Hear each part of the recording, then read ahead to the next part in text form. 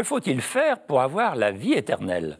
Jésus répondit à cette question en commençant par citer une partie du Décalogue et notamment le 5e commandement « Honore ton père et ta mère ».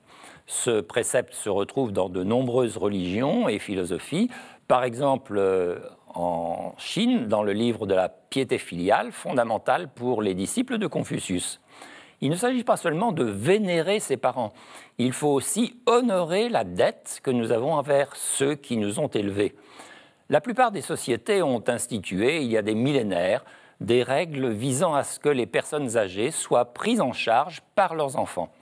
Dans de nombreuses contrées, c'est d'ailleurs encore ce précepte qui permet aux vieillards de vivre dignement. Mais dans les pays développés, cet aspect de la piété filiale a été institutionnalisé. L'urbanisation et l'industrialisation avaient en effet rendu difficile la prise en charge des anciens par leurs propres enfants. Désormais, l'ensemble de la nouvelle génération prend collectivement en charge l'ensemble des anciens en cotisant à des caisses de retraite. Le passage de la retraite familiale à la retraite de la sécurité sociale a été difficile. En 2015, les régimes français de retraite par répartition ont distribué 320 milliards d'euros, soit 15% du PIB, et cela à 16 millions de retraités, ce qui leur assure un niveau de vie moyen égal à peu près à celui des 50 autres millions de Français. Mais dans les années 1950, la situation était différente. Les retraités étaient majoritairement économiquement faibles, car la retraite familiale commençait à battre de l'aile, tandis que la retraite nationale en était encore dans ses balbutiements. Quand l'assurance vieillesse obligatoire fut mise en place, en Allemagne à la fin du XIXe siècle ou en France en 1910, on utilisa la capitalisation, c'est-à-dire épargner pour ses vieux jours. Mais la capitalisation ne permet pas de fournir des pensions convenables à l'ensemble des personnes âgées à partir d'un âge pas trop élevé.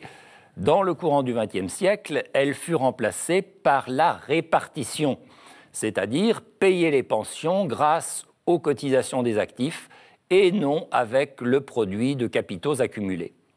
En France, la répartition fut instaurée par le régime de Vichy et conservée à la Libération en 1945. Malheureusement, dans notre pays, comme d'ailleurs dans les autres, l'attribution des droits à pension au prorata des cotisations vieillesse fut maintenue, alors qu'elle n'avait plus aucun sens dans les régimes par répartition. En répartition, en effet, les retraites des actifs ne sont pas préparées par leurs cotisations destinées aux retraités actuels, mais par la mise au monde et l'éducation des enfants. Alfred Sauvy eut beau l'expliquer, les pouvoirs publics ne l'écoutèrent pas. Aussi, les droits à pension furent-ils attribués sans tenir compte ni de la natalité, ni de la qualité de la formation initiale. Des promesses mirifiques ont été faites de ce fait et depuis 2 décennies, nous assistons à des réductions récurrentes de la générosité, de règles qui avaient été instaurées un peu à la légère. Cette situation s'analyse à la lumière de la doctrine sociale de l'Église. L'encyclique Caritas in Veritate nous dit « Ce n'est que dans la vérité que l'amour resplendit et qu'il peut être vécu avec authenticité. Dépourvu de vérité, l'amour bascule dans le sentimentalisme. » Voilà la parole pontificale. Or, la vérité en matière de retraite par répartition, c'est que la mise au monde des enfants et l'éducation qui leur permet de devenir des travailleurs efficaces sont les causes efficientes qui donnent un contenu au droit à pension. Benoît XVI écrit dans cette même encyclique que l'homme est le premier capital à sauvegarder et à valoriser. Cela est particulièrement vrai en matière de retraite par répartition. Le capital sur lequel repose ce système, c'est l'homme. Or, le législateur l'a oublié. Il l'a oublié au point de considérer comme non contributifs les quelques droits à pension liés à l'éducation des enfants. Ce qui est la contribution essentielle à l'avenir des retraites est considéré comme insignifiant. Nous sommes en plein mensonge ou du moins en pleine erreur. Si les retraites par répartition posent tant de problèmes en France et ailleurs, c'est parce qu'elles ont été juridiquement construites sur l'erreur et non sur la vérité. Ce faisant, un autre enseignement important de la doctrine sociale de l'Église a été bafoué, le fait, déjà souligné par Thomas d'Aquin, qu'on ne peut pas prétendre être généreux tant qu'on n'a pas fait ce qui doit l'être par simple justice. Or, nos législateurs prétendent être généreux envers les parents en leur distribuant quelques bribes de retraite, alors que sans les pères et mères de famille, il n'y aurait pas le moindre centime à verser aux futurs retraités.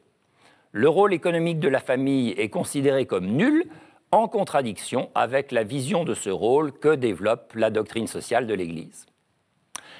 Comment cela est-il advenu ?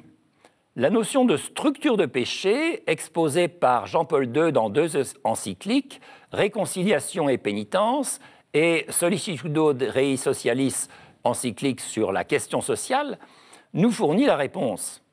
Des millions d'actes individuels mauvais débouchent sur des structures de péché, telles que des lois ou des idées politiquement correctes qui nous conditionnent dans le sens du mal. Des millions d'actes et de discours allant à l'encontre de ce corps intermédiaire essentiel qu'est la famille ont facilité la mise en place de règles juridiques qui occultent complètement son rôle, le rôle de la famille, dans le fonctionnement des retraites par répartition. Les esprits ont été aveuglés par l'usage perverti de notions qui en elles-mêmes sont respectables, telles que la solidarité intergénérationnelle, et la vérité incontestable exposée par Alfred Sauvy a été ensevelie sous une sorte de chape de plomb. Le refus juridique de la vérité est une structure de péché qui menace le développement durable de nos systèmes de retraite par répartition, parce que la vérité est un principe vital pour la sécurité sociale, comme pour beaucoup d'autres institutions.